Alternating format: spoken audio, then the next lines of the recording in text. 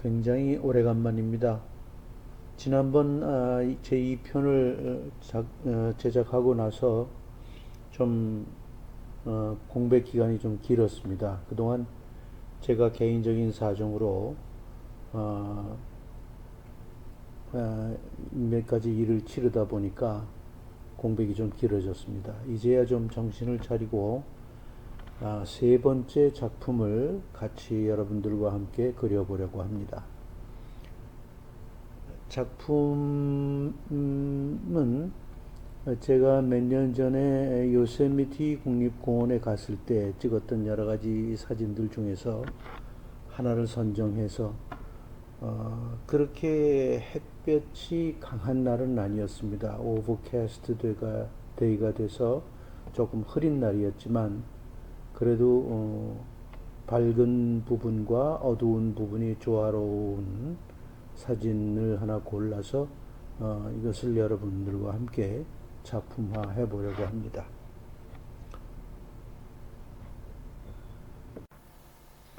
여러분들도 저와 함께 캔버스를 앞에 놓고 같이 한번 유화를 따라서 그려보시면 좋겠습니다.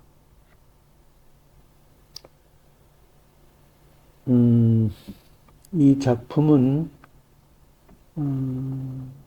우선 컴포지션을 잡아놓고 밸류 스터디를 한 후에 작품을 진행하는 것으로 하겠습니다.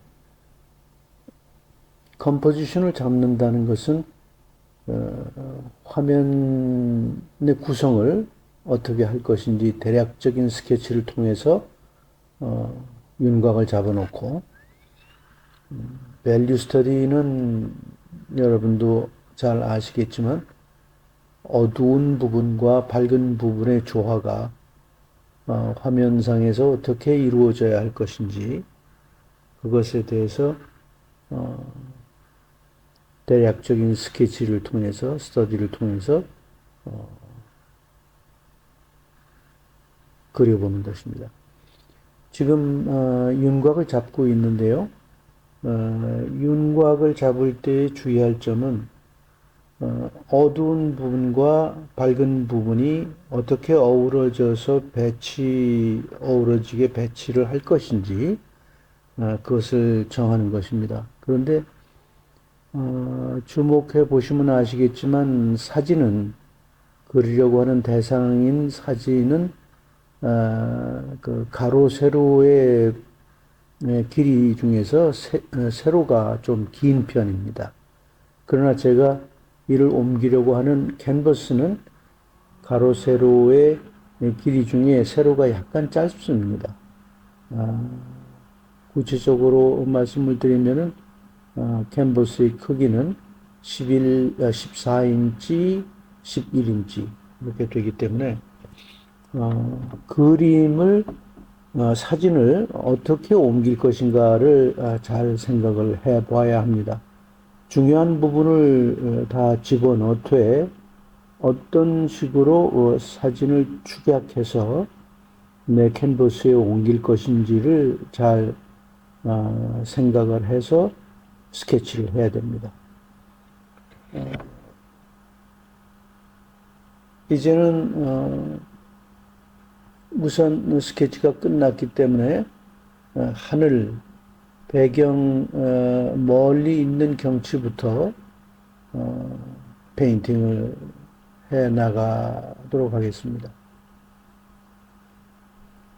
밸류 스터디라는 것은 물론 주로 어두운 부분을 먼저 그려보는 것입니다. 그러나 반대로 어두운 부분이 있다고 하는 것은 밝은 부분이 있기 때문에 그 밝은 부분을 표현하는 것도 굉장히 중요합니다. 어디서부터 어디까지 어떤 모양을 가지고 밝은 부분을 처리할 것인지 그것을 먼저 생각을 해 보는 것입니다. 물론 밝은 부분의 컬러가 밸류는 맞지만 컬러가 조정이 되어야 될 필요가 있을 경우가 많습니다. 그래서 처음 하는 작업, 즉 밝은 하늘의 컬러에 대해서는 나중에 시간이 가면서 조금씩 수정할 필요가 있습니다. 한 번에 전부 완벽한 컬러를 만든다는 생각을 하시지 않는 것이 좋습니다. 그렇게 하시고 모든 페인팅을 할 때는 가능하면 그 페인트 붓의 자국이 가능하면 나도록 페인팅을 하는 게 좋습니다. 붓 자국이 나지 않게 전부 같은 컬러로 뭉뚱그리거나 그린 것은 풍경화를 하거나 그림을 그릴 때, 작품을 만들 때 좋은 방법이 아닙니다. 따라서 조금 붓자국이 나는 방법, 그러니까 한번 붓칠을 한 부분에는 가능하면은 다시 손을 안 대고, 그렇게 물론 마음이 안 드는 경우에는 다시 손을 대야겠지만은 가능하면은 그 붓자국이 나서 나중에 조금 다른 컬러를 비슷하게 그려냄으로써 컬러의 다양성 그리고 밸류의 다양성이 풍경화에 나타나도록 그렇게 유도하는 게 좋습니다.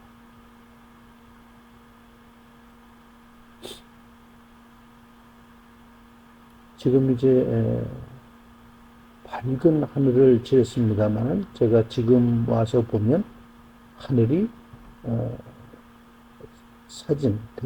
사진에 있는 하늘보다는 어둡게 되어 있습니다. 좀 더 밝아야 합니다. 그러나 컬러가 나중에 조금 페인트가 마른 다음에 다시 손질을 할 때 좀 더 밝은 컬러로 변화시킬 수가 있습니다. 그 컬러의 색깔에 푸른 계통의 컬러만 있는 것이 아니라 사진의 하늘을 보면 네이플스 옐로우 같은 따뜻한 색깔이 들어가 있는 것을 볼 수가 있습니다. 해가 아직 지지 않았고 그러나 해가 쨍쨍 쬐이는 그런 시간이 아니고 좀 구름에 많이 쌓여 있는 듯합니다. 그러나 하늘에는 역시 따뜻한 기운이 좀 도는 색깔로 표현을 해야 됩니다. 지금은 조금 아직은 제 색깔이 나오지 않은 그런 하늘을 보고 있고, 또 보시다시피 그 멀리 보이는 산의 윤곽이 상당히 아련하게 보이고 있습니다.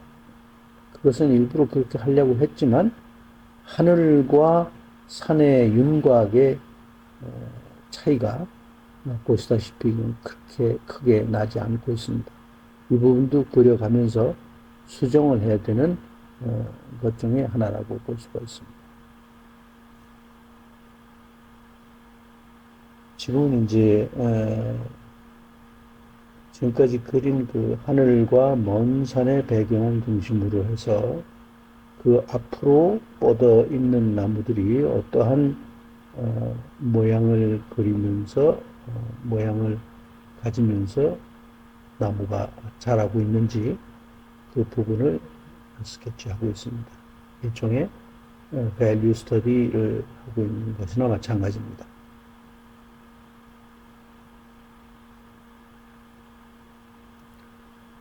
요세미티 공원은 가보신 분은 아시겠지만 참으로 울창한 나무, 건강한 나무들이 많이 빽빽히 들어있는 경치를 보여주고 있습니다. 시시때때로 또 계절이 바뀜에 따라서 그 나무들의 컬러가 달라지고 옷을 색깔을 달리해서 입는다는 것을 알 수가 있습니다. 단 이 작품에서는 내려오는 강물과 그리고 강물 주변에 있는 모래사장, 모래자갈밭, 또 그 강물이 굉장히 수량이 많아서 큰 소리를 내면서 여울목을 돌고 여러 가지 각양각색으로 놓여져 있는 돌들 사이로 돌아 내려오면서 굉장히 시원하고 굉장히 커다란 소리를 내면서 내려갑니다. 그 부분을 마치 가서 보는 것처럼 느낄 수 있도록 작품에 표현을 하는 것이 굉장히 중요하다고 생각을 합니다. 따라서 사진에서 보시다시피 강물의 색깔이 가까이 올수록, 내 위치로 가까이 올수록 굉장히 짙어집니다. 물론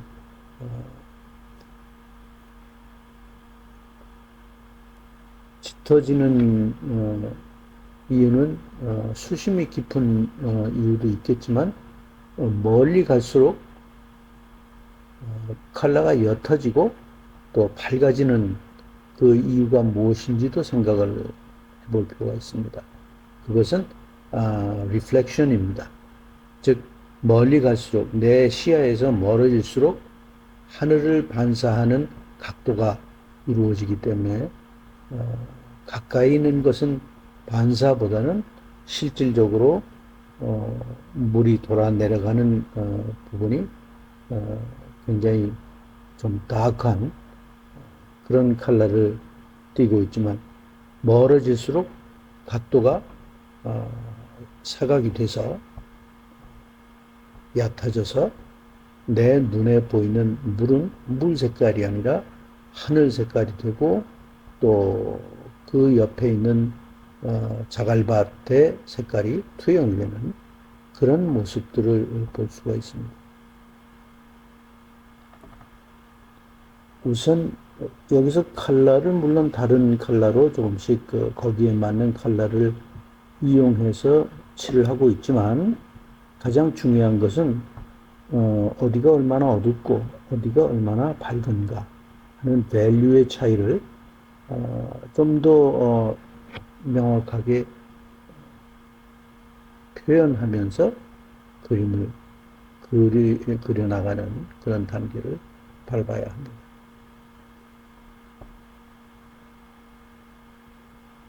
사진에서 보시다시피 어두운 나무는 어두운 부분은 나무가 양쪽으로 흩어져 있고 또 물에 흘러내리는 물에서는 앞으로 다가오는 앞에 있는 내 시선에 가까운 부분 쪽에 물 색깔이 굉장히 짙게 되어 있습니다. 그리고 자갈밭과 먼 경치의 물은 리플렉션이 돼서 하늘을 반사하고 해서 밝은 그런 모습을 보이고 있습니다. 그 조화를 어떻게 잘 이루어서 작품을 만드냐 하는 것이 관건입니다.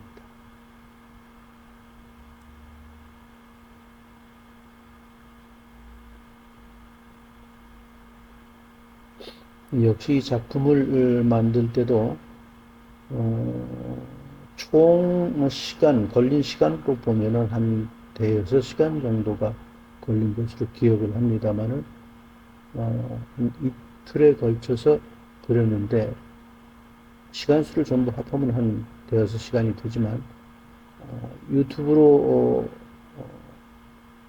만들기 위해서는 전에처럼 둘로 나누어서 밸류 스터디를 하고 그 다음에 완성하는 그 부분을 하려고 했습니다만은 이번엔 그냥 작품을 전부 완료하는 동영상을 한꺼번에 다 찍었습니다. 그래서 한 번에 모든 것을 보여드릴 수 있도록 여러분들과 같이 작품을 만들 수 있도록 한 번에 작품을 완성하는 걸로 그렇게 동영상을 준비하였습니다.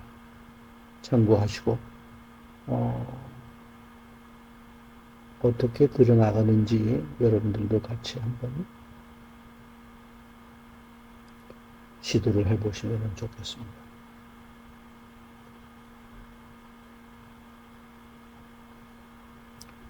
그래서 일부 구간은 좀 속도를 좀 빨리 하고 그래서 전체적으로 한 40여 분 정도 되는 시간으로 만들어 보았습니다. 이제 제가 보기에는 좀 밸류 스터디가 대충은 좀 끝난 것 같습니다만은 좀 더 구체적으로 좀 더 어두워야 될 부분과 좀 더 밝게 표현이 되어야 할 부분 그런 부분들이 어디에 있는지를 자꾸 검토하면서 작업을 해나가고 있습니다. 그쪽의 나무들의 컬러가 아직은 생각보다는 좀 옅게 돼 있어서 좀 더 밸류를 낮게 어둡게 칠하고 있습니다. 그러면서 나무들의 끝부분들이 어떻게 자라고 있는지 사진에 있는 그런 분위기를 나타낼 수 있도록 조금 더 다크 밸류로 표현을 하고 있습니다.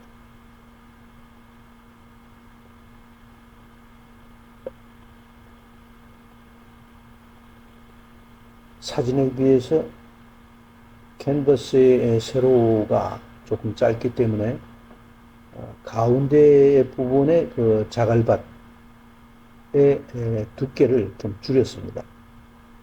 두께를 줄여서 조금 더 타원형으로 조금 줄여서 표현을 하고 앞에 보이는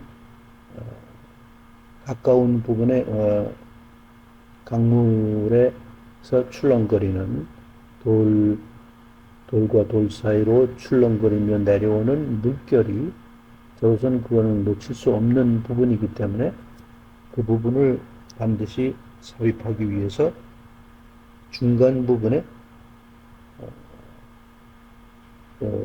자갈밭의 크기를 줄였습니다. 그리고 멀리 보이는 나무들을 조금 작게 표현했습니다. 그러니까 좀 더 멀리 있는 것처럼 표현하려고 애를 썼습니다. 그래서 나무들이 벌어진 각도를 보시면 조금 사진보다는 완만하게 멀어지는 것을 보실 수가 있을 겁니다.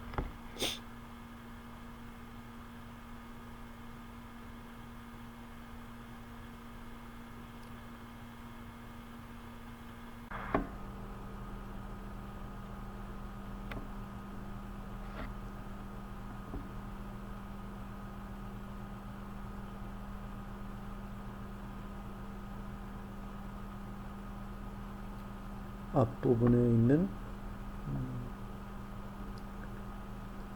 바위들, 돌들의 모습을 어떻게 구성할 것인지를 생각하며 그려보고 있습니다.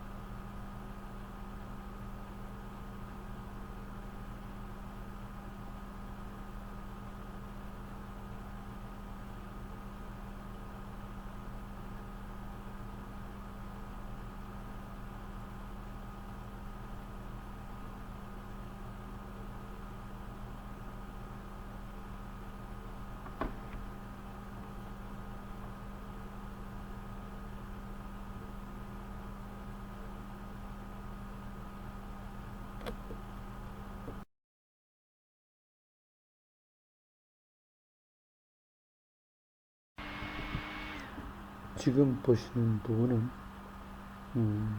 물 위에 반사되는 하늘 때문에 하늘의 색깔이 투영되는 부분이 어느 정도 밸류로 어느 부분에 반사되고 있는지를 관찰하면서 작품을 캔버스에 옮기고 있습니다. 역시 물가의 얕은 부분에 들어가 있는 자갈들의 모습은 수심이 깊은 곳에 있는 물건들하고는 차이가 있습니다. 컬러의 차이가 있고, 그래서 그것을 지금 표현하고 있습니다. 그리고 멀리 보이는 물이 어느 위치에서 어떤 모양을 하고 있는지, 어떤 컬러로, 어떤 밸류로 있는지 그 부분을 관찰하고 작품에 옮기고 있습니다.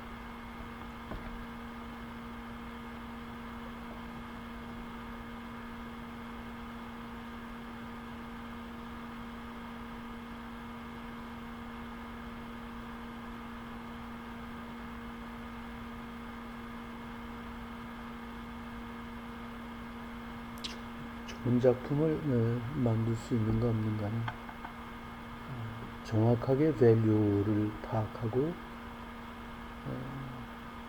자연에 있는 대로 밸류를 표현하느냐 하는 것에 관건이 있다는 생각이 듭니다. 지금도 부족한 밸류를 애딩해서 좀 더 보완하고 있는 상황입니다.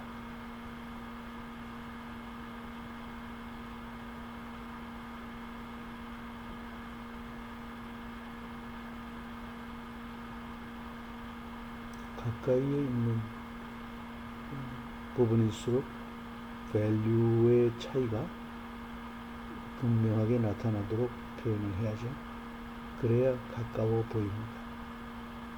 그래서 어두운 부분은 좀 더 어둡게 하고 밝은 부분은 좀 더 밝게 해서 어두운 부분과 밝은 부분의 밸류 차이가 분명하게 나타나야 내 눈에 가까운 경치를 표현하는 것이 됩니다. 물 위에 반사되는 하늘의 모습은 일률적이지 않습니다. 왜냐하면 물이 그냥 내려온 것이 아니라 물결을 치면서 내려오기 때문에 내가 보는 각도는 매 물결의 위치에 따라서 각도에 따라서 다 달라집니다. 참으로 자연은 다양합니다. 어느 하나 일률적이거나 보편 일률적인 어떤 같은 부분이 없습니다. 전부 다 다릅니다. 그것이 제가 풍경화를 그리면서 항상 감탄하는 것 중에 하나입니다. 제가 기독교 신자이기 때문에 이 자연을 만드신 하나님의 그 능력이 생각하면 생각할수록 오묘하고 참으로 대단하시다 하는 생각을 지울 수가 없습니다. 풍경화를 그린다는 것은 하나님이 만들어 놓은 세상을 이미테이션 하는 겁니다. 근데 그 이미테이션조차가 굉장히 어렵습니다. 실제적으로 존재하는 자연의 모습을 그대로 표현한다는 것이 얼마나 어려운 것인지 매번 느끼면서 작품 활동을 하고 있습니다.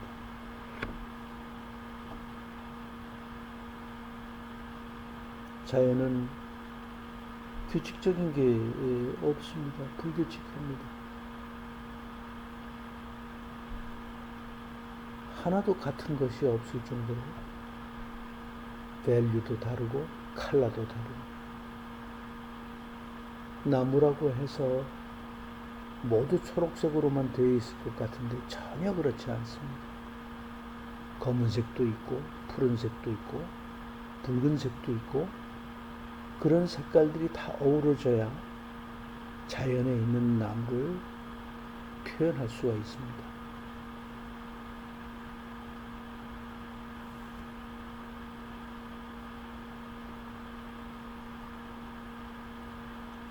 햇볕이 어느 정도 강한 햇볕이 어떤 방향에서 어떻게 비추고 있느냐에 따라서 그 나무의 색깔은 천차만별 다른 색깔로 나타납니다. 참으로 신비스럽습니다.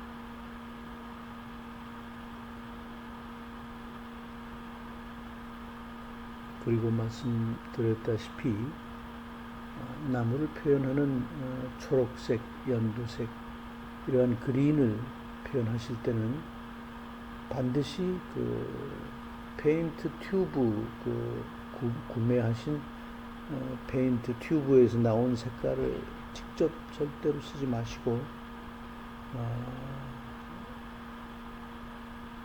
옐로우 계통의 옐로우 오커라든가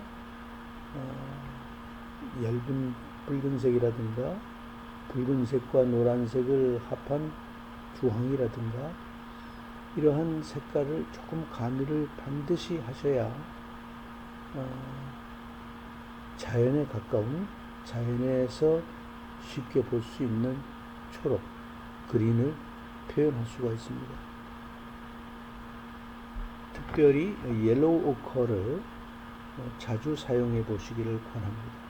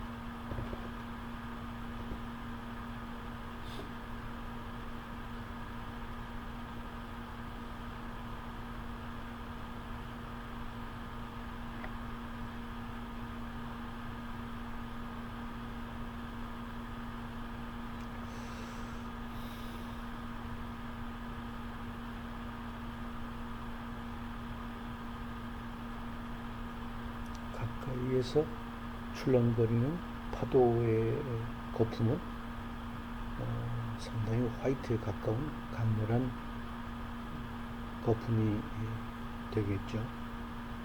멀리 있는 것에 비해서는 가까이 있는 것이 더 강하게 출렁거릴 겁니다. 출렁거리는 걸로 보일 겁니다. 그 부분은 잘 표현해야 됩니다.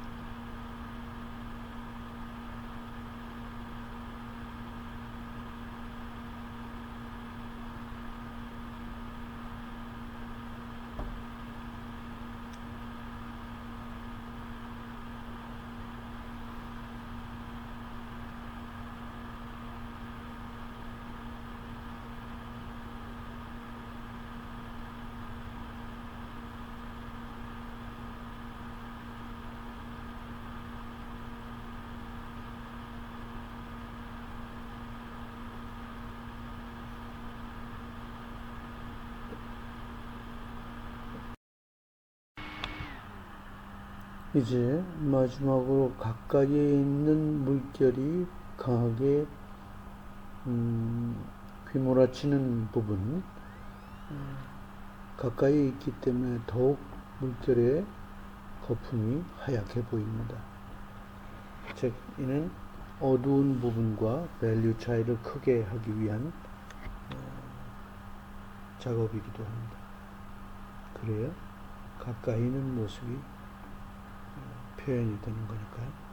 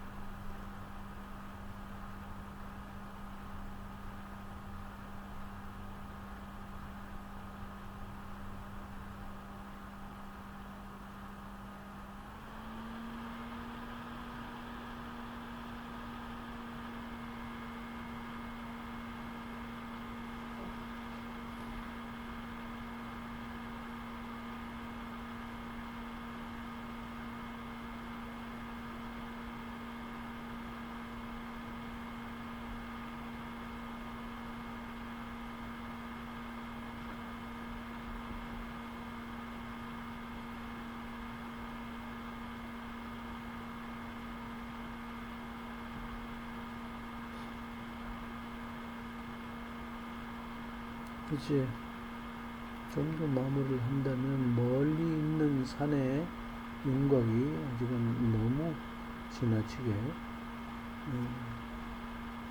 밸류가 높아서 하늘과의 구분이 조금 더 명확하게 해줘야 될 것 같고, 왼쪽에 있는 나무들의 밸류가 좀 약한 것 같아요. 좀 더 강하게 해줘야 될 것 같습니다.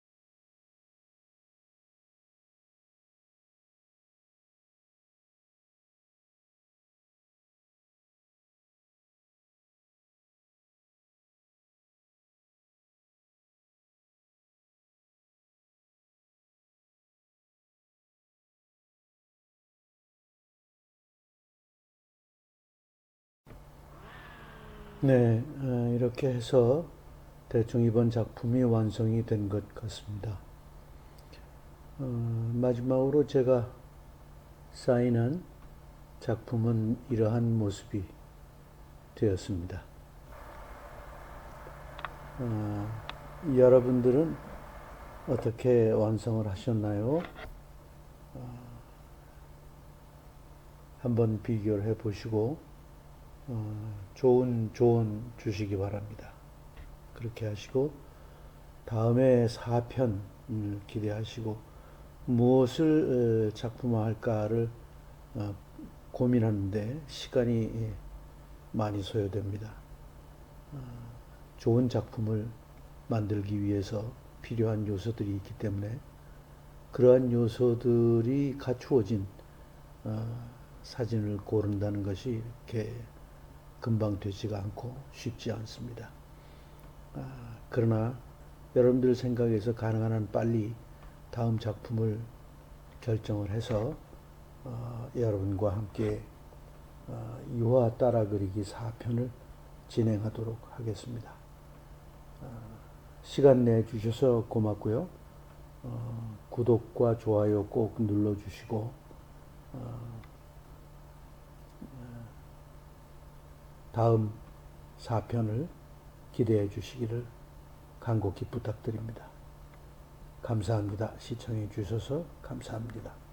안녕히 계십시오.